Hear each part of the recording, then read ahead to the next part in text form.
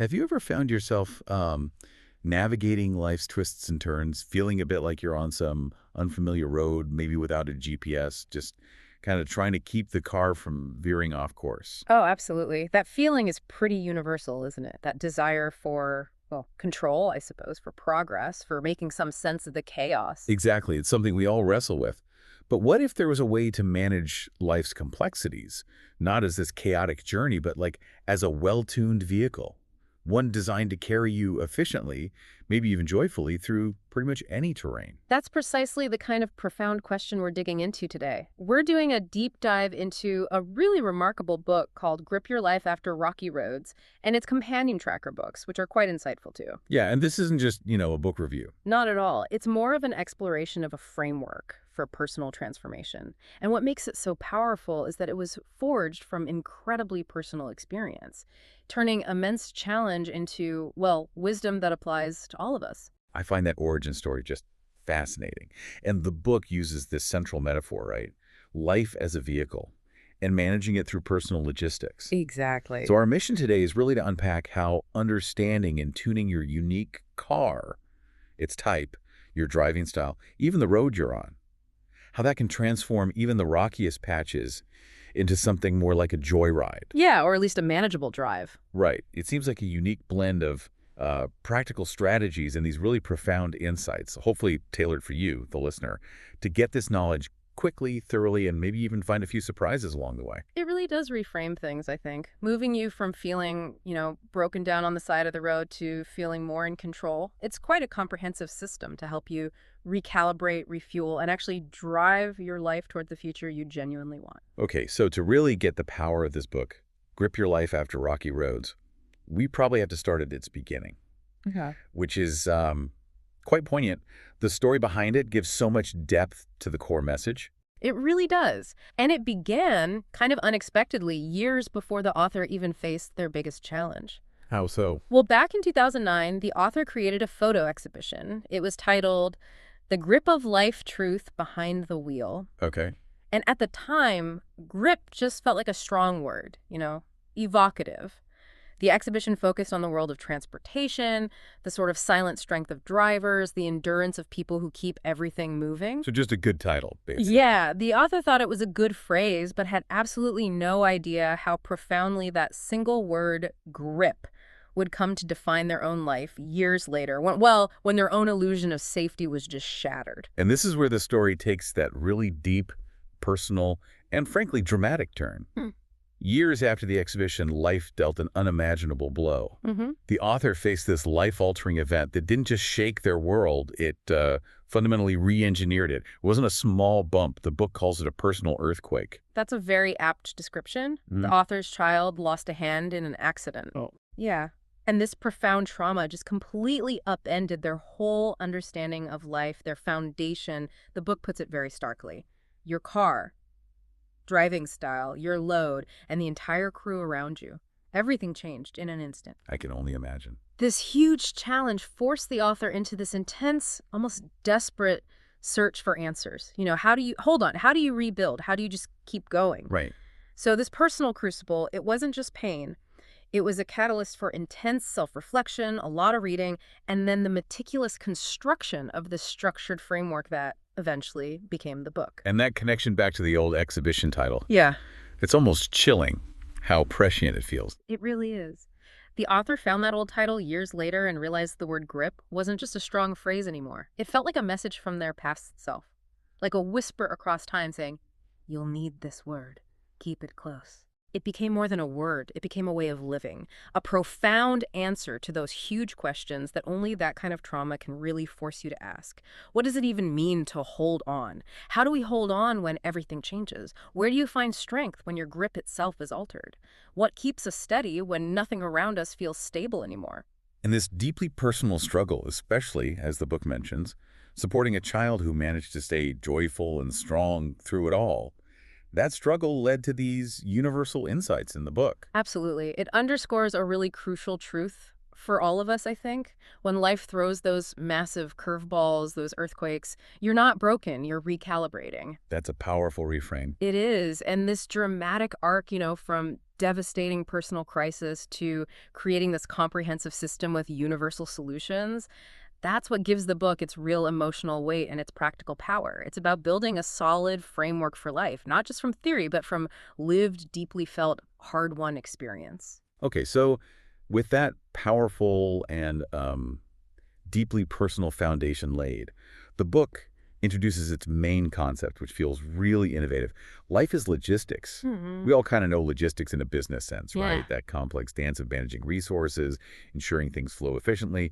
But the genius here seems to be taking that robust, almost industrial level thinking and applying it directly to your personal life. How does that shift things? It's a complete game changer, honestly. And it moves way beyond just like getting organized. Logistics, by definition, is the management and coordination of the flow of goods, services, money, and information. Right, from origin to consumption. Exactly. It involves careful planning, implementation, controlling the efficient movement and storage of resources. So applying this to your life, it means organizing, prioritizing, and managing the flow of everything you have, need, and want. Everything. That sounds... It is, but the key insight is this. It's not just about managing tasks on a list. It's about making your life itself more efficient. Think about money. You're not usually interested in the physical cash itself, right? You're interested in what it can do for you. Yeah, the freedom, the possibilities, experiences. Precisely. So the goal of personal logistics isn't just organization for its own sake. It's about creating a smoother pathway to your dreams, making life easier so you can actually get there. So the goal isn't just about ticking boxes on a to-do list then? Not at all. As the book says, efficient logistics can make life easier and bring your dreams closer. It frees you up to focus on essentials rather than constantly juggling tasks and solving, personal supply chain crises. Huh, I like that. Yeah. Personal supply chain crises. I've had a few of those. Haven't we all? It's about tuning your personal systems, aligning your wheels, fueling your engine, and ultimately becoming what the book calls the optimator. Okay, the optimator. We'll get to that. But first, part of this is understanding your current setup. The book uses this vehicle metaphor, urging you to tune up your perfect setup. Yeah. And that involves understanding three key things: your car type, your driving style, and your wheels and axles. Exactly. Let's start with your car type. This is essentially the life you're driving right now. And the crucial insight isn't just labeling yourself, it's understanding that your current car dictates your best navigation strategy. Okay, makes sense. You wouldn't take a sports car off-roading. Precisely. You wouldn't take a leisure cruiser, as the book calls it, on a really rocky mountain path without some serious adjustments. Just like you shouldn't approach a heavy hauler life one with tons of responsibility with the mindset of a speedster. Right, so tell us about some of these car types. What are some common ones people might recognize in themselves? Well, there's the leisure cruiser. It's all about fun, enjoyment, but the risk is if you get too comfortable, you might stagnate because you avoid any challenging terrain. Then there's the commuter car. Steady, routine, efficient in its way. But it can lead to monotony if you don't plan occasional detours or changes of scenery. I know a few of those. Yeah, and for many people, the family van really resonates. Just full of responsibilities, work, family, community stuff, it's really easy to lose sight of your own needs in that van. Definitely. Or maybe you identify as a heavy hauler, someone with multiple significant responsibilities, always carrying a really heavy load. The book stresses that this type needs intentional strategies to thrive and delegate and design robust systems just to manage it all. That sounds exhausting but necessary. It can be. Then there's the refined ride, which is more about a slower pace, clearer priorities. But the risk there can be feeling disconnected or maybe hesitating too much if slowing down becomes an excuse for inaction. Interesting trade-off. And finally, the speedster. Life feels so present, thrilling, full of possibilities. But the challenge is choosing a direction and, honestly, avoiding burnout from just going too fast all the time. The advice is basically enjoy the ride, keep thoughts and actions exciting, but also stay focused. So knowing which vehicle you're driving right now helps you choose how to steer, when to take a break, what kind of road suits you best. Yeah. That makes a lot of sense. It really does. It's the starting point. Okay, so once you have a clearer picture of your car type, your current life situation, the next big question is, how are you actually driving it? Are you stuck in neutral, flooring it all the time, endlessly planning, but never leaving the driveway? This brings us to what the book calls your driving style. Right. Your driving style is about how you naturally approach tasks, decisions, and obstacles. It's this blend of maybe innate traits and learned ways of coping or adapting. And the book illustrates various styles and their core issues, but also shows how each one can be transformed. Like, take the idler. This is someone who's kind of stuck in neutral. They know what they should do, but they just never seem to start. We all know that feeling sometimes. Absolutely. The book suggests they need a small ignition task, something tiny to get them moving, and maybe some external accountability to help them transform into more of a powerhouse. I have to admit, as maybe a recovering map master myself, that urge for the flawless roadmap before you start anything. Yeah. It's pretty powerful, isn't it? Oh, it absolutely is. And the book totally gets that. The map master gets stuck planning the perfect route, refusing to even start the car unless the map is flawless. They need to learn to embrace an imperfect start. Easier said than done. True, but necessary. And to commit to action, even if the plan isn't perfect, to become an action planner. Okay. What are some others? Well, there's the blaster. Huge enthusiasm at the start, pedal to the metal, but then they lose interest before they finish. They need multiple starts, maybe, breaking things down, and definitely checkpoints along the way to become a launcher. Got it. And you might recognize the wanderer. Always moving, always busy, but never quite reaching their destination. They need clear stopping points and meaningful deadlines, not just busy work, to become an explorer with a purpose. So it's really about understanding your natural tendency and then finding the right counter strategy for it. Exactly. Like the wild card. No map, no seatbelt, just hits the gas and figures things out as they go, which can be exciting, but maybe not sustainable. They need a consistent rhythm without rigid rules to become more of a free spirit who still gets somewhere. Okay. And lastly, the polisher. Their car looks amazing, meticulously maintained, but it never actually leaves the garage because the conditions aren't quite perfect yet. They need launch deadlines and, crucially, to value imperfection to become a finisher. Wow. Okay. So the key insight is, no matter your style, understanding it helps you navigate better, make smarter decisions, and actually reach your destination more effectively. Precisely. And that's where wheels and axles come in, right? These are your habits and support systems that give you traction on the road. Exactly. The book describes wheels as the vital contact points of your life. Think habits, routines, relationships, boundaries. They bear the weight, absorb shock, and help you stay balanced. And it prompts you to do a tire condition check. I like that. Are your habits worn out, like old routines that don't serve you? Or maybe mismatched conflicting systems pulling you in different directions. Or too hard, like inflexible routines that leave no room for life. Or too soft, just a total lack of structure. Right. And the axles. The axles are what determine load capacity and distribute weight evenly. The more wheels you have on sturdy axles, the stronger your foundation is for handling life's responsibilities. So this metaphor really underscores that you set the direction. You are not a passenger in your own life. That's a key message. What you consistently and actually do, those are your wheels turning, setting your direction. So by refining your wheels, tuning your habits and systems, you align each aspect of your life and create a structure that genuinely supports success. So if a standard car has 4 wheels, the book uses this 18-wheeler analogy. It challenges you to think bigger. Yeah. What exactly are these 18 wheels in a practical sense? Are we talking specific habits, people, financial things? Can you give some concrete examples? Yeah, that's a great question because it makes the metaphor really actionable. The book prompts you to brainstorm all the consistent structures and support systems that keep you stable and help you manage your load effectively. Okay. So maybe one wheel is your dedicated morning meditation or workout routine. Another could be your robust emergency savings fund. Another might be a weekly check-in call with a mentor or an accountability partner. I see. Or maybe it's your carefully planned meal prep system that saves you time and stress during the week. Or even just maintaining a consistently organized home environment that doesn't drain your energy.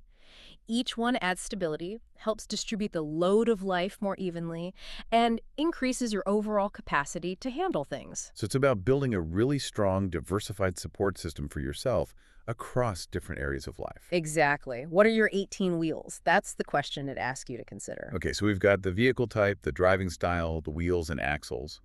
But none of that matters without fuel, right? The engine needs power. Absolutely. The book makes that very clear. Without an engine, you're going nowhere. Your engine in this whole framework is what transforms potential into motion, effort into progress, and dreams into tangible destinations. It's that fire inside, your fundamental determination, your drive. So what's the right kind of fuel for this engine? The book talks about needing things like rest, inspiration, meaningful work, and connection with others. That's the good stuff, the high-octane fuel.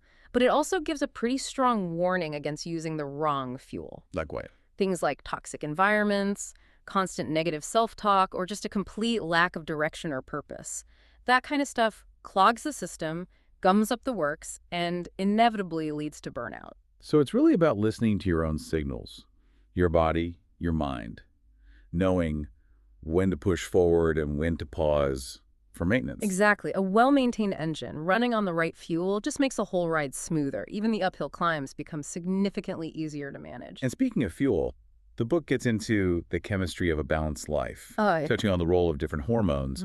It seems to focus a lot on dopamine, but it mentions others too. it does. While dopamine gets the spotlight as this central lever for motivation, understanding the others like serotonin for mood, endorphins acting as natural painkillers, oxytocin for social bonding, cortisol in the stress response, even testosterone for drive. It's all about recognizing your body's signals. Also, Well, these aren't just abstract chemicals floating around. They're direct indicators of your internal state. They profoundly impact your capacity, your energy levels. If your mood fuel tank, maybe your serotonin levels, feels empty because of chronic stress or maybe a lack of healthy social connection, that's going to impact your overall drive, your engine's performance. okay, that makes sense. And the book really zooms in on dopamine as this incredibly powerful kind of double-edged sword. He calls it the engine and the handbrake. That sounds like a paradox. How does it unpack that? It's a really critical distinction, especially for modern life. Healthy dopamine, the book explains, is the engine. It's the kind that requires effort, is harder to get, and leads to deep fulfillment. Okay, like what kind of activities give you that? Things like genuine learning, mastering a skill, consistent exercise, engaging in creative work, achieving goals that actually mean something to you. This is the dopamine that builds long-term satisfaction. It's earned, and the reward feels substantial and lasting. But then there's the other side, quick dopamine, which the book calls the handbrake. What does that look like in our daily lives? We probably encountered a lot. Oh, constantly. This is the instant, easy-to-get short-term pleasures. Think endless scrolling on social media, sugary snacks, impulsive online shopping, maybe that familiar pull of procrastination, doing something easy instead of the hard thing. Right. The book is very clear. This kind of dopamine requires no effort, but leaves a sense of emptiness and a craving for more. It's just a temporary hit. It doesn't build anything lasting. It actually hinders progress. And this seems to be where the book really hits home. How quick dopamine holds you back. When you're constantly chasing those instant hits, what's the long-term damage? Well, the book explains that when quick dopamine becomes your main fuel source, paradoxically, true pleasure becomes harder to reach. Real satisfaction feels duller in comparison. Yeah. And emptiness grows, your overall mood declines, and life feels dull or flat. It creates this kind of pervasive restlessness, this constant need for the next hit, and it keeps you stuck in a loop, preventing genuine forward movement. So the book basically asks you, are you breaking your development, your own life, or taking control? Exactly. And what's fascinating is how it shows that the path of least resistance reaching for that quick hit often leads to the greatest internal friction and dissatisfaction down the line. The biggest hurdle for people making that shift is often just the initial discomfort of delaying gratification, of choosing the effortful path. But the reward on the other side is true, sustainable satisfaction. So to oil the engine and actually cultivate that healthy dopamine, how does the book guide us? What are the strategies? It offers some really concrete strategies. Things like consciously limiting and prioritizing your inputs, what you consume, digitally and otherwise. Regulating and pacing yourself, not trying to do everything at once. Committing to taking just one step at a time on bigger goals. Learning to enjoy the process, not just chasing the final outcome. That's a big one. It is. Also, building good habits that support healthy dopamine release, maintaining a steady focus, aligning your priorities with your actual values, creating overall balance in your life, and really importantly, just keep moving forward, even if it's slowly. Too much quick dopamine just overstimulates and depletes you. This seems to lead really naturally into the idea of automatic systems making life easier. Basically, setting things up so you're running on intentional autopilot for the good stuff. Precisely. It's about making those positive actions less about constant willpower battles and more about effortless progress because the system is set up right. So like cruise control for life. Exactly. Think of cruise control as those effective routines you establish, like a consistent workout time or automatically transferring savings each month. Lane assists could be your built-in support systems or reminders, maybe a friend checking in on a goal you set, or an app that tracks your water intake. Automatic transmissions handle the repetitive, necessary tasks like meal prepping on Sundays so weekday lunches are sorted, or setting up email filters to manage your inbox automatically, and emergency brake assist. Stopping bad decisions. Right, stopping you before you make a bad decision. Yeah. Like having a preset budget that flags overspending, or maybe a personal rule like waiting 24 hours before making any major purchases. These systems aren't meant to be restrictive. They actually free up your mental energy for more important things. Yeah, I can see that. The beauty of this decide and do the intentional autopilot is that once these systems are working well, progress continues effortlessly like a smooth drive. Mm. But what happens when things get really tough? When one wheel is slipping, maybe you're stressed at work, how do you keep everything else from going off track? That's where the book introduces a really powerful concept, the differential lock. In a real vehicle, this prevents power from going to a wheel that's spinning uselessly in mud or ice. Yeah. In life terms, it's your ability to engage focus, discipline, or inner strength when one part of us is struggling. It stops all your energy escaping through the path of least resistance, like just giving up, and consciously redirects it to where it's needed most to maintain momentum. The book outlines different types of these logs, right? Each offering a lesson in self-management. Can you walk us through those with some practical examples? Sure. A manual lock is when you consciously decide to engage. Like you deliberately put your phone in another room so you can focus on a difficult, maybe intimidating work task. It's a conscious choice of discipline. Got it. An automatic lock might be more like an ingrained positive habit. Maybe you automatically go for a run when you feel stressed, instinctively redirecting that anxious energy into something productive without even thinking much about it. Okay, like a healthy default response? Exactly. A limited slip differential is maybe more subtle. It's that ability to maintain composure and find some balance when one area of your life, say work, feels completely overwhelming. You manage to prevent it from dragging everything else down into total chaos. It's about emotional regulation, having enough inner grip to stop things spiraling. That sounds incredibly useful. It is. And finally, an airlock represents the deliberate choice to seek external support when you need it. Acknowledging you can't always power through alone and reaching out maybe to a therapist, a coach, even a trusted friend or mentor. It's like engaging an external system for extra traction. So these mechanisms are all about distributing your personal power purposefully, making sure you keep moving forward, even when the terrain gets really challenging. That's the idea, maintaining traction even when things get slippery. Okay, let's shift gears a bit. Let's talk about our environments, specifically our homes. Yeah. The book uses this brilliant frame. Your home is your trailer. Yes, it's something you own, you cherish, hopefully, but it can definitely become overloaded, unbalanced, or neglected. And just like a badly packed trailer makes driving difficult, a poorly managed home environment makes moving through life feel heavy and inefficient. And this is where the book introduces the trailer axle crew. These wonderfully relatable, almost cartoonish characters who embody common ways we manage or mismanage our homes, and by extension, our lives. Instead of getting totally bogged down in every detail of each one, what's the main takeaway here about managing that trailer effectively? Well, the book uses these characters like Wide Load Willie, the eternal optimist who just takes on way too much, overloading his trailer till it's impossible to maneuver, to kind of gently illuminate our own self-sabotaging tendencies. Right, or Tetris test. Exactly. Sure. Tetris Test, the master organizer, but for whom Tetris is a game with no end. That constant striving for perfection actually hinders spontaneity and flow.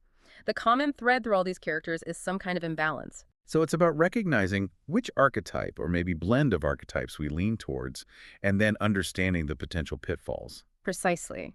Or maybe you see yourself in Sorting Sam, the super systemizer, who just loves organizing and creates complex systems for things that really don't need them, getting stuck in endless rearranging instead of living. Guilty as charged sometimes. Huh. Or Routine Ray, the ruler of routines. Life runs like clockwork, which sounds good, but his strict routines maybe limit spontaneity too much. The book wisely notes You can't routinize your entire life. Good point. And then there's Memento Morgan, who holds on to every single memory, every object, until the sheer load of the past leaves no room for anything new. And Maintenance Mike, who kind of thrives on emergencies, loves fixing sudden problems, but neglects the basic routine upkeep that would prevent those emergencies in the first place. Okay, so they all highlight different ways our management style can get out of balance. Exactly. And self-awareness of your own tendencies is the first step towards finding a better balance in managing your space in your life. So to counteract these tendencies and manage your home logistics more effectively, the book introduces this Finnish method called KIPS. How does that translate into practical steps for us? KIPAS offers really concrete, actionable steps. It's an acronym. K is for Kartota, map. This means regularly charting your environment, not just your physical home, but maybe your digital space, even your schedule, to proactively identify and prevent obstacles from piling up. Think a weekly 15-minute digital declutter. Okay, mapping the terrain.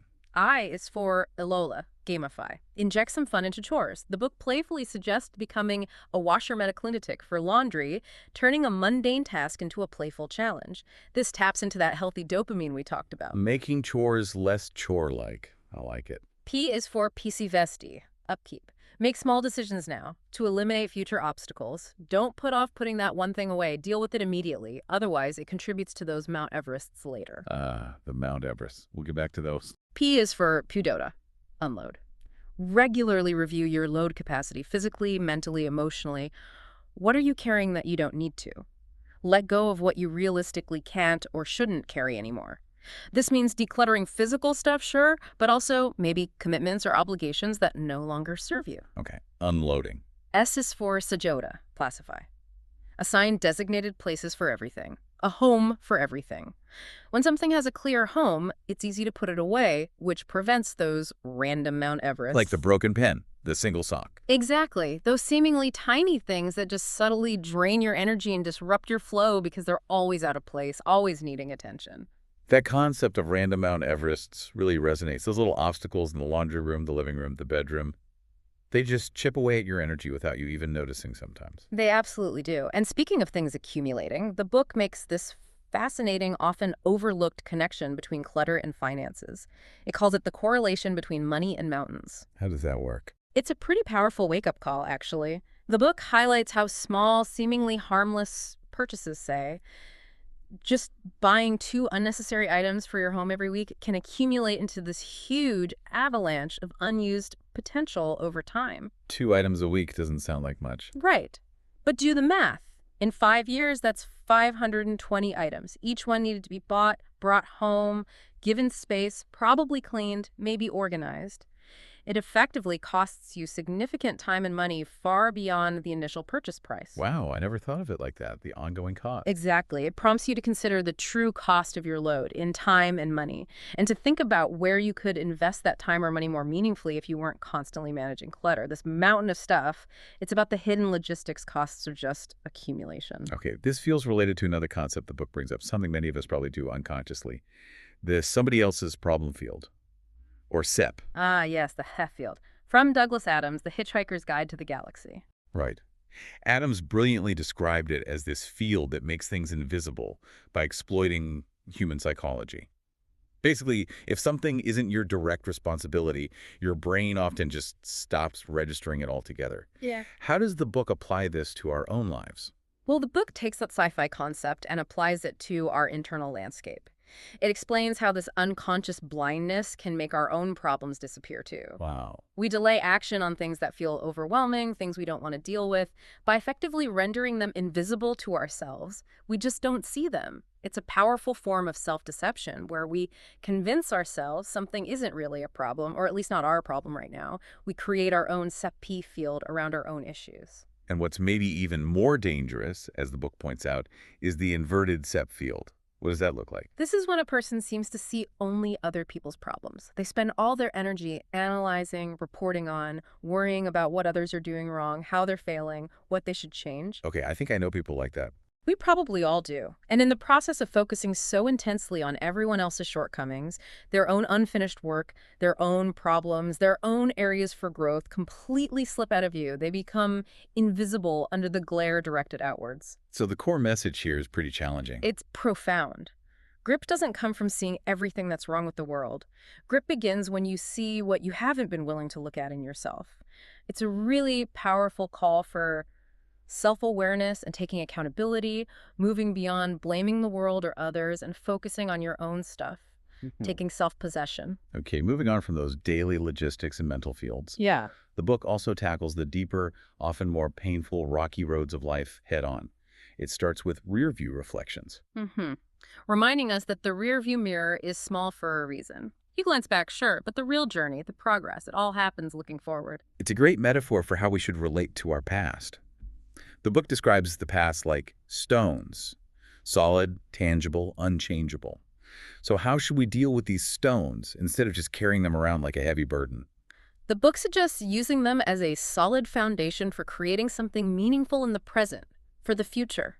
You're not meant to constantly revisit or re-examine the past in a way that keeps you stuck there. Right. Instead, the past provides stability, maybe lessons learned, a fixed point to build from, but as the book says, we don't need to hold on to it or let it dictate how we move forward. So the message is pretty clear and actually incredibly empowering. You are not the road behind you. You are the driver moving forward. Exactly. Your past informs you, absolutely, but it doesn't have to define your present direction or your future possibilities. And sometimes life's load just becomes so incredibly heavy, maybe through grief, illness, burnout, that you literally feel like you can't drive anymore. The book introduces this idea of hauling in difficult life moments. What does that mean for someone who's just completely exhausted? Hauling means moving that heavy load, but in small, deliberate steps. It's for when fatigue, exhaustion, or burnout make normal driving feel impossible. Okay. It's a recognition that forward motion, however small, is still possible, even when your resources feel severely limited and your normal strength just isn't there. Hauling doesn't require immense power. It just requires moving safely in the right direction, one tiny step at a time. How does that look practically? The book acknowledges that sometimes life feels like a pile of pieces, just unassembled, waiting. And you start by finding the corners first, making sure basic needs like sleep, food, movement, safety are met. Then maybe establishing just a tiny bit of structure, and only then starting to tackle the messy middle. It's a very compassionate and realistic approach, I think, for moving through those really difficult times without demanding heroic effort. That sounds much more manageable. Yeah. The book also delves into something quite deep, fundamental insecurity, exploring how a childhood without security leaves deep imprints. Yes, it talks about how that can lead to coping mechanisms later in life, things like hyper-independence, a deep fear of abandonment, maybe a constant need for control, people-pleasing tendencies, self-neglect, or just this pervasive, deep self-doubt. And it really acknowledges the huge amount of energy that requires for people who grew up with that weak sense of security. It says they are not weaker, but much of their strength has already been spent on mere survival. That's quite profound. It is, isn't it? And it offers immense compassion, which is so important. But crucially, the book also offers hope. It stresses that while childhood experiences shape us, they do not define us for life. So you can change. Absolutely. As an adult, you have the power to reshape your beliefs and rebuild your internal security. It suggests strategies like radical self-acceptance, consciously building new, healthy, affirming support networks, and practicing deep self-compassion. The idea is to build true security from within, which then allows all that strength previously used just for survival to be redirected towards actually thriving. Then there are the real earthquakes, those major life curveballs, like the one that actually inspired this book in the first place. The book is very direct about how trauma doesn't just hurt. It alters everything. Yeah. Your car, driving style, your load, and the entire crew around you. Yeah. It's truly transformative, not just a setback. Yes. And it makes a really important connection between common depression symptoms like trouble sleeping, profound fatigue, that pervasive lack of interest in things, and the natural physiological response to trauma.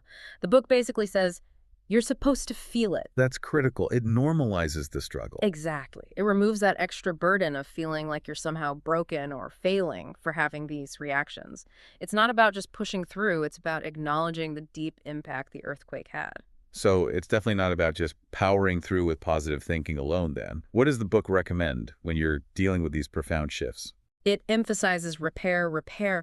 It's not about slapping on a positive affirmation and pretending everything's okay.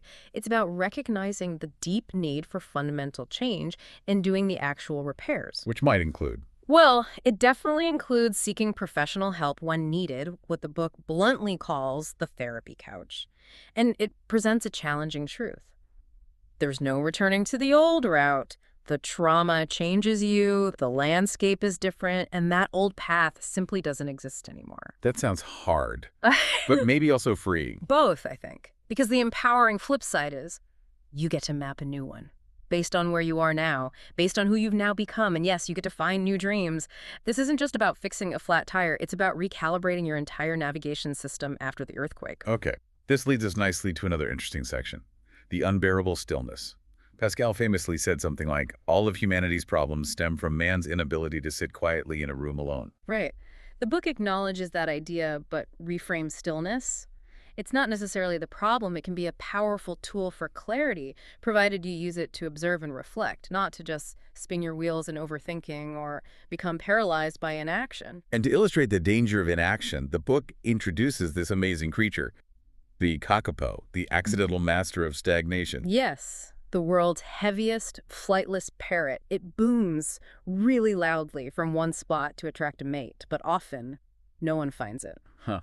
Poor kakapo. And its main survival strategy against predators is just to freeze and stay completely still, which apparently is a total disaster against introduced predators like cats or rats. Okay, so what's the parallel for us? The book draws this powerful parallel. Attracting what you deeply desire in life is rather ineffective when done in kakapo style. In other words, if you just shout into the world about what you want but never actually move towards it, you won't get anywhere. It's a fascinating paradox, because the usual advice if you get lost in a forest is often stay put, right? Wait for rescue. Exactly. But the book argues that in life, everyone is lost in their own way to some extent.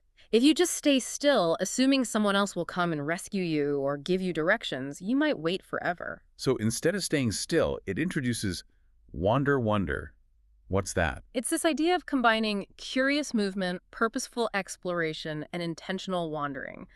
It's not directionless drifting, it's moving with intention, even if you don't have the final destination perfectly mapped out yet. So it's about combining the internal processing with external action. Precisely. The critical takeaway is really clear. If you sit still and just overthink, you won't get anywhere. If you just shout into the world but never move, you won't get anywhere. But, and this is the key, if you combine thought and actions, that's when something truly meaningful happens. That's the core dynamic of taking grip. So every time you find yourself mistaking passivity for freedom or just waiting for things to happen, the book challenges you to ask yourself, am I being a kakapo right now? It's a powerful little internal check to nudge yourself towards meaningful movement. Okay, so once you've maybe faced some of these deep truths, navigated some earthquakes, recognized your inner kakapo, how did the book guide you to actually move forward constructively? It talks about reprogramming your mind. Yes, explaining the fundamental need to actively clear out old patterns and replace them with new habits if you want to live more intentionally. And it makes some really useful distinctions between different ways we approach change. It does. It talks about unlearning, letting go of old, unhelpful habits, which sounds simple, but is surprisingly hard because of things like confirmation bias, how our brains are wired, neuroplasticity, and how habits get tangled up with our sense of identity. Okay, so unlearning is tough. What else? Then there's replacing, actively substituting old behaviors with new ones. This is generally easier, the book suggests, because it feels more like an upgrade or adding something positive rather than just taking something away. Like replacing scrolling with reading. Exactly. Then relearning, which is simply refreshing past knowledge or skills you once had but maybe let slide. And then there's tuning, which the book presents as the most sophisticated approach. Tuning. Yeah, it's combining relearning and replacing. It's about continuously refining your habits and systems for ongoing improvement, always tweaking things to move closer towards your dream car version of yourself in your life. It's a continuous improvement loop. And the book really champions the power of small changes, big results.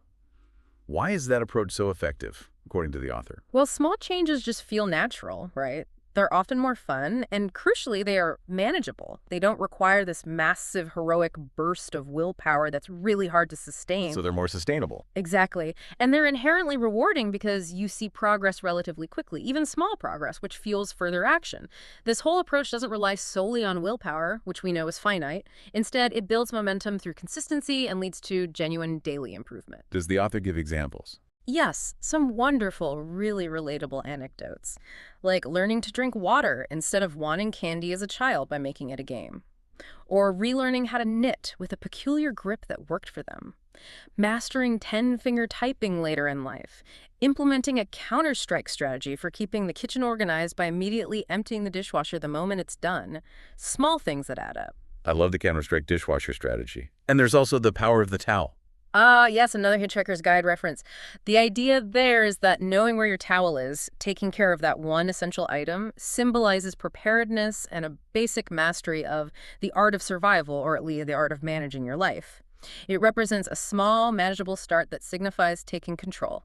One small thing done consistently. Okay, so all these strategies, this tuning, these small changes, they lead towards this powerful metaphor of cultivating your garden.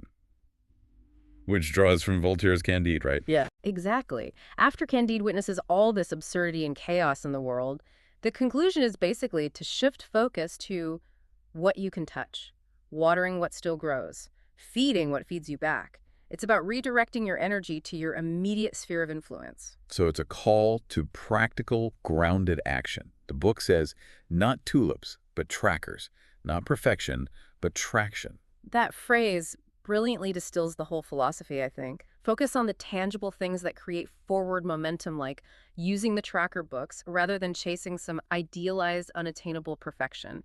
It's about progress, not perfection. The author encapsulates this really well by saying, I may not get to choose the terrain, but I get to choose the tune, the pace, and who gets to ride along. Yeah, it's about focusing your energy intently and intentionally on what is within your sphere of control, your garden. And this cultivated mindset, this approach, is what the book calls the optimator. It's described as a mindset that all driving styles can grow towards. So what does it actually mean to be an optimator in your own life? It means consciously ensuring the load fits before you take it on. It means planning your route strategically. It means calculating profitability in terms of energy, time, fulfillment before accepting the job, whether that's a literal job or any commitment. So it's about being strategic and intentional. Very much so. An optimator consciously invests in themselves and their future. They're aiming for a life that feels harmonious and in control.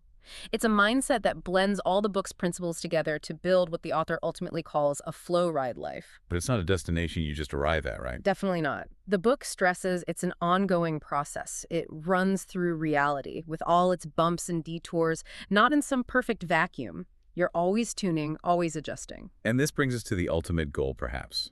Flow ride. The ultimate road trip. It sounds pretty appealing. How does the book describe this state? Flow ride is described as that rare drive where everything just works. You know the feeling. The road pulls you forward, the curves feel like they were made for you, and time stops mattering. Yeah, I think I've felt glimpses of that. It isn't about rushing or breaking hard. It's about being fully present, feeling like your traction is perfect. It's where the joy is found in the journey itself, not just reaching the destination. So how do we get more of that? How does the book teach you to clear the way for flow ride? Well, it requires cultivating awareness, first and foremost, deep engagement in what you're doing, and actively letting go of the distractions, those mental passengers like past regrets or future anxieties that constantly pull you out of the present moment. Makes sense. The book encourages you to learn to adventure reignite your flow ride. This isn't about massive expeditions. It's about finding adventure in small, everyday things, fostering curiosity, embracing a bit of spontaneity, maybe letting go of overly rigid schedules sometimes to allow for unexpected detours. So the ultimate goal of the flow ride of life is when your well-established routines carry the load. Exactly. When your systems, your automatic transmission, are handling the basics smoothly, you are then free to focus on the adventure, the fun, the discovery part of the journey. It's about trying to recapture some of that wonder and freedom we might have had as children, but now with the wisdom and tools of an adult. And crucially, none of this happens in isolation. The book really emphasizes the vital support systems you need for this journey, starting with your people near and dear. Absolutely critical. Relationships are described as the foundation that keeps us grounded. They're part of your essential structure. And the book offers this quite stark, poignant reality check with a concept called a brief future of time. Yes, it really makes you stop and think. It highlights how little time we might actually have left with our loved ones, especially as life gets busier. It calculates, for instance, that you might only have about 180 hours left with a good friend over the next 30 years if you only see them for, say, 6 hours total each year. Wow. 180 hours over 30 years. That's Yeah. not much. It's sobering. And the point isn't to induce guilt, but to really underscore that importance is shown through presence and action. It's a powerful call to consciously prioritize and invest time in those connections that truly matter to you. Make the time count. The book also differentiates between numerals and detours in your circle. What's the practical difference there for our energy, our journey? Lumerals are your supportive people. Yeah. The book uses labels like the beacon who lights your way or the lifeline who pulls you through tough times. These people uplift you, energize you, help you maintain grip. Okay. And the detours. Detours, conversely, are those who drain your energy. The critic, who constantly undermines you. The tire leak, who just saps your momentum with negativity or demands. Understanding who falls into which category in your life allows you to consciously curate your crew, protect your energy, and choose who gets to ride along. That seems vital. The book also briefly touches on various theories of meaning and fulfillment, things like ikigai, the Japanese concept of finding purpose, kintsugi, repairing broken pottery with gold, sisu, the Finnish concept of resilience, plus resilience itself and mindfulness, presenting them all as further tools you can explore for growth and finding deeper meaning within your own journey. And finally, a really key component of this whole system, the part that truly extends the book's concepts into actionable daily steps, are the tracker books. Yes, they are presented as essential companion guides. The book describes them as a blend of manual, travel guide, and fuel can. They provide a tangible, practical guide for navigating life with clarity and strength. What's inside them? They include things like a flexible calendar system designed for immediate application, helping you plan and track right away, and also a long-term layout structure that helps you spot patterns and trends in your own behavior, energy levels, and progress over time. And it emphasizes handwriting. It really does. The book makes a strong case for the benefit of handwriting in these trackers, suggesting it fosters deeper cognitive processing and helps build personal knowledge in a way that just typing into a digital app often doesn't replicate. It connects you more deeply to the process. They really seem designed to turn the theory of the main book into your own lived, tracked practice. Wow. What a profound journey we've taken today, really unpacking the transformation offered in the book, Grip Your Life After Rocky Roads. We've traced its deeply personal origins, born from that earthquake of trauma, All the way to this robust, comprehensive system for navigating life using the logistics metaphor. We've explored how viewing life as your own personal vehicle is so powerful, emphasizing how critical it is to tune your car, understanding your current situation, your car type, your natural tendencies, your driving style, and actively building those strong habits and support systems, your wheels and axles. And the goal, always, is to gain that crucial sense of grip, that feeling of control and competence, so you can transform those inevitable rocky roads into something more like a true joyride, or at least a well-managed adventure. And it's clear the book provides not just theory, but intensely practical tools, especially through those companion tracker books. They really seem designed to help you become your own optimator, someone who consistently aligns all the different aspects of their life for optimal performance and ultimately genuine flow. So as you, our listener, reflect on everything we've discussed today, maybe consider this. You've heard how others, starting with the author, have faced their rocky roads and found their grip. Now, what's maybe one Mount Everest, even a small one, in your own daily logistics, your own routines or environment that you feel ready to start shoveling? Not by just pushing harder, but by maybe changing your approach, finding your optimal grip. Remember that blank canvas metaphor from the book.